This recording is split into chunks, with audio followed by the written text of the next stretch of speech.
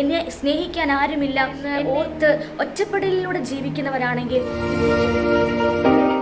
ഇരുൾ അടഞ്ഞ വഴികളിൽ തിരുനാളമാകുവാൻ ഇന്നത്തെ ചിന്ത. Praise the Lord. ക്രിസ്തുവിൽ ഏവർക്കും എൻ്റെ സ്നേഹത്തെയും വന്ദനത്തെയും അറിയിക്കുകയാണ്. ജ്ഞാനികളിൽ ജ്ഞാനിയായ ശലോമോൻ ഉത്തമഗീതങ്ങളുടെ പുസ്തകം 2-ാം അധ്യായം നാം വായിക്കുമ്പോൾ അതിൻ്റെ 4-ാം വാക്യത്തിൻ്റെ 2-ാം ഭാഗം ഇങ്ങനെ പറയുന്നു: എൻ്റെ മീതെ അവൻ പിടിച്ചിരുന്ന കൊടി സ്നേഹമായിരുന്നു. His banner over me was love. അപ്പോൾ സ്നേഹത്തിൻ്റെ കൊടി അവിടെ എടുത്തു പറഞ്ഞിരിക്കുകയാണ്. 1-ാമത്തെ വാക്യം മുതൽ നാം വായിക്കുമ്പോൾ നമുക്ക് മനസ്സിലാക്കാൻ സാധിക്കുന്നു, ഒരു മണവാളനും മണവാട്ടിയും തമ്മിലുള്ള ആ സ്നേഹബന്ധത്തെ കുറിക്കുന്ന, ഒന്നുകൂടെ പറഞ്ഞാൽ ക്രിസ്തുവും മണവാട്ടി സഭയുമായിട്ടുള്ള ആ ദൈവിക സ്നേഹബന്ധത്തെക്കുറിച്ച് ശലോമോൻ ഇവിടെ പറയുമ്പോൾ, പ്രിയപ്പെട്ടവരെ, വചനത്തിനകത്ത് എഴുതിയിരിക്കുന്നു, അവൻ എനിക്ക് വേണ്ടി നീട്ടിയ ആ സ്നേഹത്തിൻ്റെ കൊടി. പ്രിയപ്പെട്ടവരെ, ദൈവം സ്നേഹമാകൊണ്ട് നമുക്ക് വേണ്ടി ദൈവത്തിൻ്റെ സ്നേഹത്തെ ദൈവം നൽകി തരുവാനിടയായി തീർന്നു.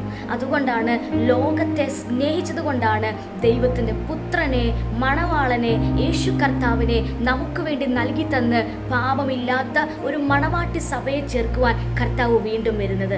അങ്ങനെയെങ്കിൽ ദൈവ സ്നേഹത്തിൽ നമുക്ക് എത്രമാത്രം ജീവിക്കുവാൻ കഴിയുമോ, ആ ക്രിസ്തുവിനുമായിട്ടുള്ള ദൈവിക ബന്ധത്തിനകത്ത്, ആ ദൈവിക റിലേഷൻഷിപ്പിനകത്ത്, ക്രിസ്തുവുമായിട്ടുള്ള കൂട്ടായ്മയ്ക്കകത്ത് ജീവിപ്പാൻ ദൈവം നമ്മെക്കുറിച്ച് ആഗ്രഹിക്കുകയാണ്. പൗലോസിന് ഈ ദൈവസ്നേഹത്തെക്കുറിച്ചുള്ള ആ ദൈവികമായ മർമ്മം വെളിപ്പെട്ട് കിട്ടിയപ്പോൾ, ആ ദൈവസ്നേഹത്തെ പൗലോസ് അനുഭവിക്കാൻ തുടങ്ങിയപ്പോൾ പൗലോസ് ഇങ്ങനെ പറഞ്ഞു: nothing can separate me from the love of God. ദൈവസ്നേഹത്തിൽ നിന്ന് എന്നെ ഒന്നിനും വേർതിരിച്ച് കളയാൻ കഴിയത്തില്ല.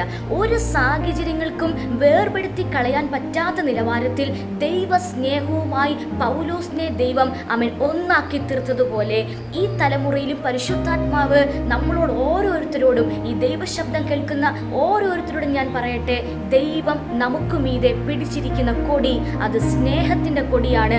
അങ്ങനെയെങ്കിൽ ലോകം തരാത്ത സ്നേഹം, മറ്റുള്ളവർ നമുക്ക് നൽകാത്ത സ്നേഹം യേശുവിലൂടെ നമുക്ക് അനുഭവിക്കാൻ കഴിയും. ഈ ദൈവശബ്ദം കേൾക്കുന്ന ആരെങ്കിലും എന്നെ സ്നേഹിക്കാൻ ആരുമില്ല, എന്നെ സ്നേഹിക്കാൻ ആരുമില്ല എന്ന് ഓർത്ത് ഒറ്റപ്പെടലിലൂടെ ജീവിക്കുന്നവരാണെങ്കിൽ, ഇന്ന് പകൽ നിങ്ങളെ സ്നേഹിക്കുന്ന ഒരു നല്ല യേശു ഉണ്ട്. ഹല്ലേലൂയ.